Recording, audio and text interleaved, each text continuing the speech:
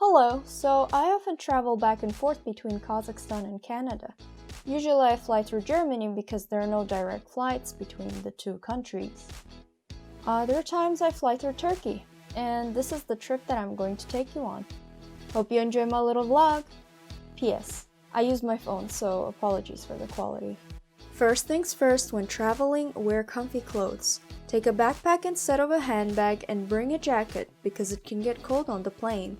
Find a good mask and have 10 pairs of gloves to often change them. If the flight is long and you're wearing disposable masks, take a couple because each mask lasts only a certain period of time.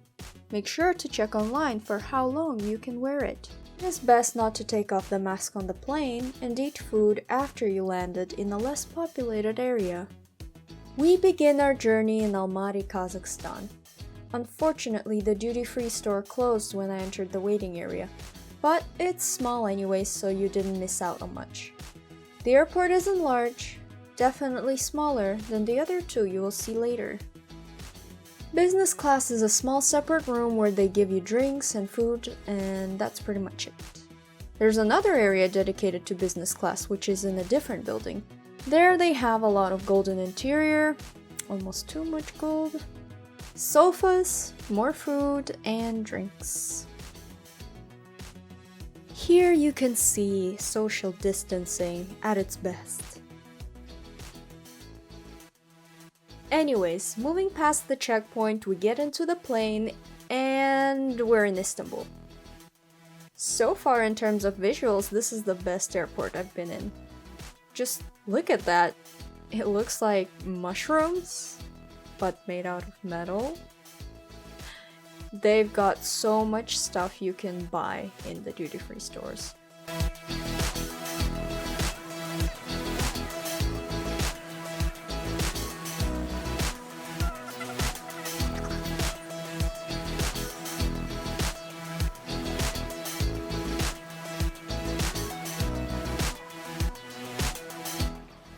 Clothes, food, souvenirs, dinnerware.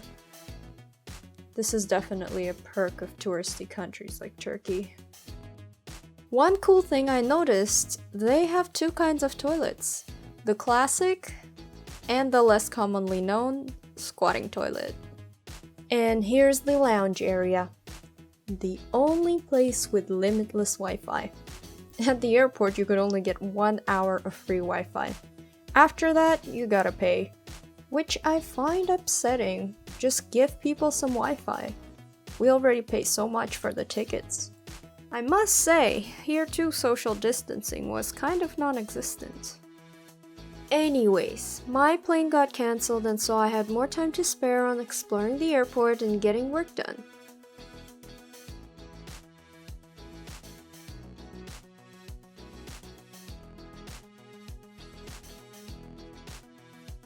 Another cool feature on all the TK planes are the live cameras. Just take a look.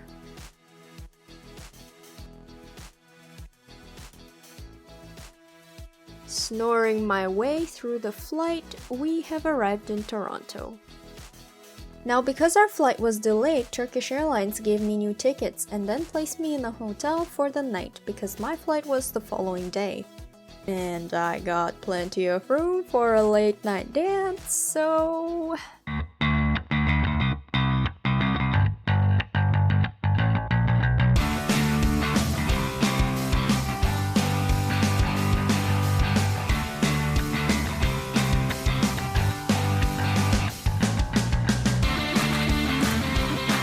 The next morning I arrived at the airport and went straight for the lounge. I grabbed a coffee and took a seat in the uninhabited lounge room.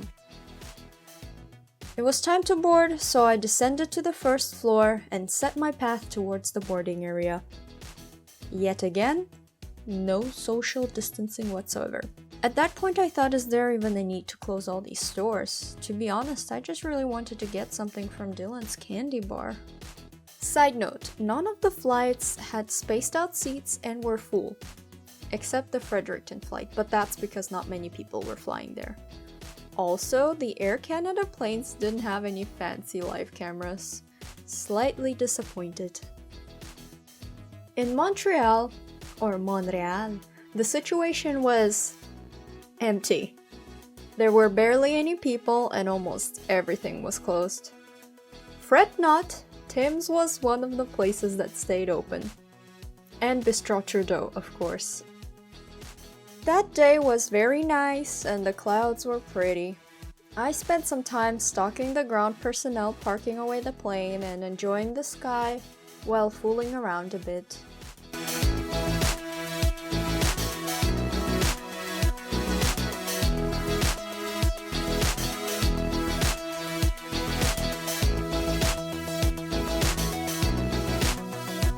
In the bathroom, I found a separate medical waste bin for sharp needles. I haven't seen those in other airports, so that's pretty cool. As the sun set, I was finally on my last flight. I was drained by that point, so I didn't get you guys any footage, sorry. Arrival area is anyways under construction, so the walls were cemented and ugly. But here's the pretty and renovated departure zone. And this concludes our journey. Joo Jun reporting for the Aquinian.